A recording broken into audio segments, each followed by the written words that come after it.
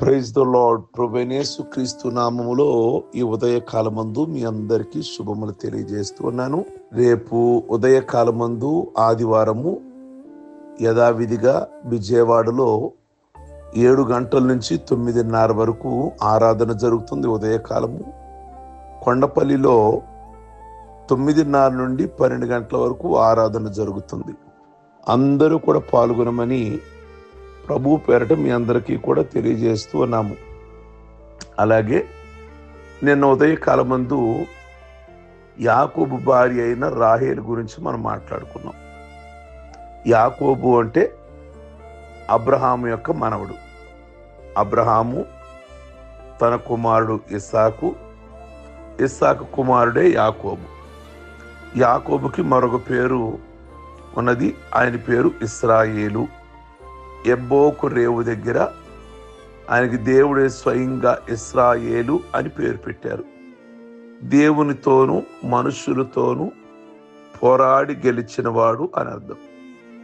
ఇప్పుడు ఆయన పేరే ఒక దేశముగా పిలువబడుతుంది, అదే ఇజ్రాయేలు దేశము.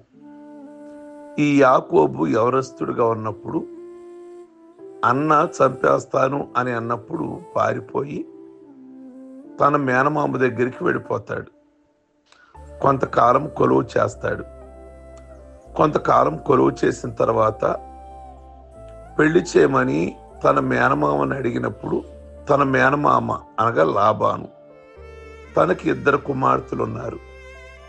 పెద్దదాని పేరు లేయా, చిన్నదాని పేరు రాహేలు. అయితే యాకోబు చిన్నదైన రాహేలును ప్రేమిస్తాడు. 7 ఏళ్ళు కొలువు చేస్తాడు రాహేలు కోసం. 7 ఏళ్ళు కొలువు చేసిన తర్వాత పెళ్లి చేయమని అడిగినప్పుడు పెళ్లి చేస్తాడు యాకోబు. ఒక రాత్రి ఉదయకాలం చూస్తే తను అనుకున్న రాహేలు కాదు, చిన్న కుమార్తె కాదు, ఆ అమ్మాయి పెద్ద కుమార్తె. ఆవిడ పేరు లేయా. లేయా అంటే అలిసిన అని అర్థం. లేయా జబ్బు కళ్ళది కూడా, అనగా అంతగా బాగుండదు లేయా. ఎప్పటి నుంచో లాభాన్ని అనుకుంటున్నాడు, ఎప్పుడు వదిలించుకుందామా, ఎవరికి కట్టి పెడదామా అని అనుకుంటున్నాడు. ఈ లోపల యాకోబుకి ఇచ్చి పెళ్లి చేశాడు. ఉదయం అయినప్పుడు యాకోబు అడిగాడు తన మామని, నేను అడిగింది చిన్న కుమార్తెను కదా, నువ్వు నాకు లేయా అని ఇచ్చావేమిటి అంటే, యాకోబే మోసగాడు. ఆల్రెడీ అన్నను మోసం చేసి, నాన్నకి కళ్ళు కనబడతలేదని నాన్నను మోసం చేసి, అన్నను మోసం చేసి స్థలానికి వచ్చాడు. మామను కూడా మోసం చేయాలనుకున్నాడు. తల తన్నేవాడుంటే తాడి తల తన్నేవాడు ఉంటాడు అంటారే, నువ్వు ఏది విత్తుదువో అదే కోసుకుందువు అంటారే. నువ్వు మోసం చేయడం నేర్చుకుంటే నువ్వు మరొకరి చేతిలో మోసపోతావు. కనుక నువ్వు తెలివిగలిగిన వాడు అవ్వచ్చు, నలుగురిని మోసం చేయవచ్చు. నీకంటే తెలివిగలిగిన వాడు నిన్ను మోసం చేస్తాడు. మంచిని చేస్తే మనకు మంచి చేయడానికి దేవుడు మరొకరిని సిద్ధపరుస్తాడు. యాకోబు ఈరోజు మేనమామని అడిగాడు, ఎందుకు ఇలా చేసావంటే, మేనమామ తప్పించుకోవడానికి అంటాడు, మా దేశ సాంప్రదాయ ప్రకారంగా పెద్ద అమ్మాయికి అవ్వందే చిన్న అమ్మాయికి చేయకూడదు అంటాడు. మరి ఆ మాటలు ముందే చెప్పొచ్చు కదా. కరెక్ట్గా దొరికాడు యాకోబు. మోసపోవడానికి, మోసం చేయడానికి, లాభానికి. ఈరోజు ప్రియ దేవుని బిడ్డలారా, జబ్బు కళ్ళది చేసుకున్నాడు. లేయా అంటే ఇష్టం లేదు పాపం. మన సంతానేమో రాహేలు మీద ఉండిపోయింది. అప్పుడు రాహేలుని కావాలని మరలా లాభాన్ని తన మామయ్యని అడిగితే, ఒక 7 ఏళ్ళు మరలా కొలువు చేస్తే గాని రాహేలుని ఇస్తా అన్నాడు. మరలా 7 ఏళ్ళు కొలువు చేశాడు.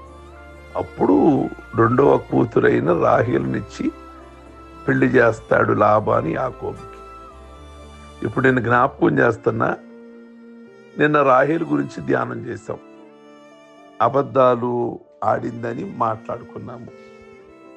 రెండోదిగా దొంగతనం చేసింది అని మాట్లాడుకున్నాము. మూడోది అసూయ. ఈ 3 దుర్గణాలు రాహేల్లో ఉన్నాయి అని ధ్యానం చేశాం. ఈరోజు లేయా గురించి ధ్యానిస్తే, లేయా అందరి చేత ద్వేషించబడింది. నాన్న ఎప్పుడు వదిలించుకుందామా నా పెద్ద కూతుర్ని, ఎవరికి కట్టుబెడదామా అనుకున్నాడు. యాకోబు దొరికాడు. ఈరోజు యాకోబు లేయాని ప్రేమించే స్థితిలో లేడు. ప్రియమైన దేవుని బిడ్డలారా, అయితే దేవుని మహాకృప, లేయా దేవుని మీద అనుకుంది. లేయాను యెహోవా చూచి ఆమె గర్భం తెరిచింది. రాహేల్కేమో ఒక ప్రక్క పిల్లలు లేరు. లేయాకేమో దేవుడు చక్కటి బిడ్డలనిస్తున్నాడు. ఇశ్రాయేలు గోత్ర స్థాపకులైన 12 మంది ఉన్నారు కదా. ఇశ్రాయేలుకి అంటే యాకోబుకు 12 మంది పిల్లలు. ఎవరెవరి ద్వారా? లేయాని పెళ్లి చేసుకున్నాడు. లేయ ఒక దాసి ఉంటది, ఆవిడను కూడా పెళ్లి చేసుకున్నాడు. రాహేలును పెళ్లి చేసుకున్నాడు. రాహేలుకు ఒక పని మనిషి దాసి ఉంటది, వాళ్ళను కూడా పెళ్లి చేసుకున్నాడు. అందుకే వాళ్ళిద్దరి పేర్లు లేయా రాహేలు. వీళ్ళిద్దరు అక్క చెల్లెళ్ళు అయితే వాళ్ళిద్దరి యొక్క దాసీలు బిల్హా జిల్హా. వాళ్ళను కూడా చేసుకున్నాడు. మొత్తం 4 ద్వారా 12 మంది కుమారులు, ఒక కుమార్తె దీన. 4 ద్వారా ఈరోజు ఆ 12 మంది కుమారులు 12 గోత్రకర్తలయ్యారు.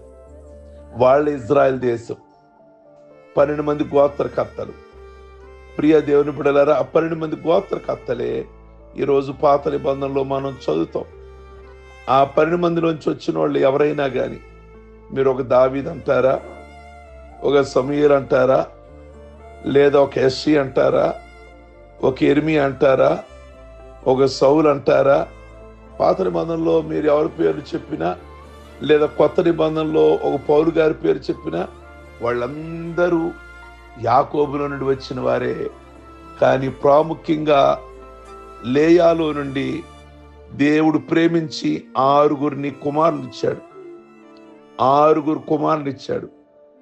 ఒక్కగానొక కుమార్తె, ఆవిడే దీన.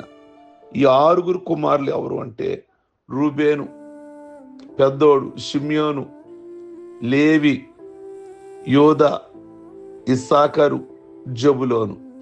6 పిల్లలు. ప్రియ దేవుని బిడ్డలారా, 7 బిడ్డలకు ఆమె జన్మనిచ్చింది. అందుకే ఆ బైబిల్ ఉంది, ఆయన సంతు లేని దానిని ఇల్లాలుగాను కుమారుల సంతోషం గల తల్లిగాను చేయును అని. ప్రియ దేవుని బిడ్డలారా, ఆమె గొడ్రాలు 7 పిల్లలు కనును అని హన్నా ప్రార్థన చేస్తుంది కదా. అలా ఈ గొడ్రాలు 7 పిల్లలకి తల్లైంది.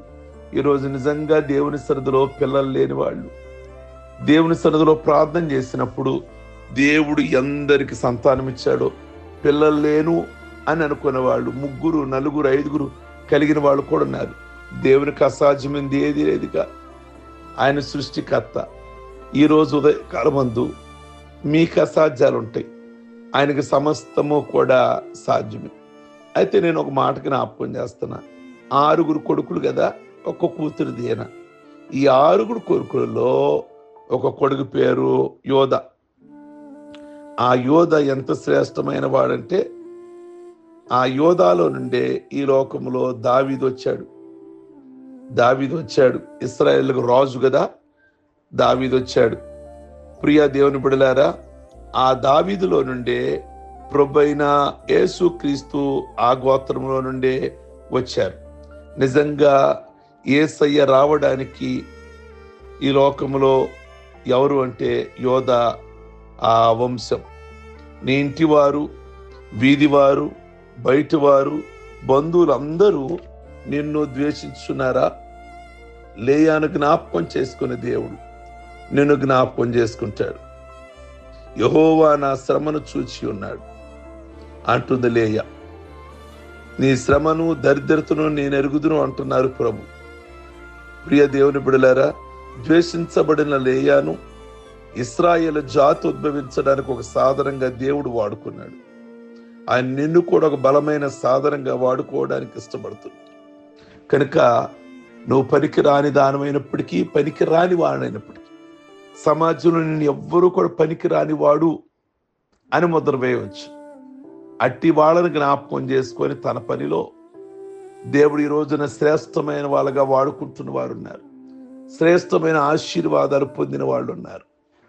ఈ ఉదయకాలం ముందు లేయా దరిద్రతను, లేయా శ్రమను జ్ఞాపకం చేసుకున్న దేవుడు ఈ ఉదయకాలం ముందు నీ శ్రమను, నీ దరిద్రతను, నీ బలహీనతను, నీ అనారోగ్యమును, నీ గృహ పరిస్థితిని, నీ కలిగిన నిందను, నీ కలిగిన అవమానమును సమస్తమును జ్ఞాపకం చేసుకొని దేవుడు ఆ గొప్ప దీవెన, గొప్ప ఆశీర్వాదము ఇచ్చి దేవుడు గొప్ప స్థితిలో, గొప్ప స్థాయిలో లేయాను ఎలా నిలబెట్టాడో అలా నిన్ను కూడా నిలబెట్టును గాక. ప్రార్థించుకుందాం. సర్వశక్తి కలిగిన తండ్రి, మీ పరిశుద్ధ నామమును బట్టి మీకు వందనాలు. లేయా దేవుడు నాయన నిజంగా లేయాను జ్ఞాపకం చేసుకున్న దేవుడివి. ఈరోజు ఆ పరిస్థితులు ఎవరైతే ఉన్నారో, ఎవరైతే నాయన ప్రభు పనికి మాలిన వారిగా ఉన్నారో, మీరు బలవంతులు ప్రక్కన పెట్టి నాయన బలహీనులు జ్ఞాపకం చేసుకొని, మరి ప్రభు జ్ఞానం కలిగిన వారిని పక్కన పెట్టి, మరి అజ్ఞానుల్ని మీరు నిలబెట్టుకొని తగిన జ్ఞానం ఇచ్చి వాడుకునే సందర్భాలు ఉన్నాయి. ఈ లోకంలో ఎన్నో జంతువులు ఉన్నా కేవలం నిష్ప్రయోజనమైన ఒక గాడిదని ఎంచుకున్నారు. అలా లేయాన్ని ఎంచుకున్న దేవ, ఈ ఉదయకాలం ముందు ప్రభువా, ఎవరైతే పనికి మాలిన వాడుగా లేక పనికి రాని వారుగా ఉన్నారో వాళ్ళని జ్ఞాపకం చేసుకుని వారి ద్వారా గొప్ప కార్యాలు జరిగించి మీ నామమునకు మహిమ తెచ్చుకోమని ప్రార్థిస్తున్నాం. ఈరోజు పెళ్లి రోజులు, పుట్టినరోజులు, అలాగే రక్షణ పొందిన రోజులు చేసుకుంటున్న బిడ్డలందరినీ కూడా చక్కటి ఆయుష్, చక్కటి ఆరోగ్యాలు ఇచ్చి ప్రతి విషయంలో కూడా మేలు చేయమని యేసు పరిశుద్ధ నామములో అడుగుచున్నాం తండ్రి. Amen, amen. God bless you. మీ అందరికీ కూడా ఉదయకాలమందు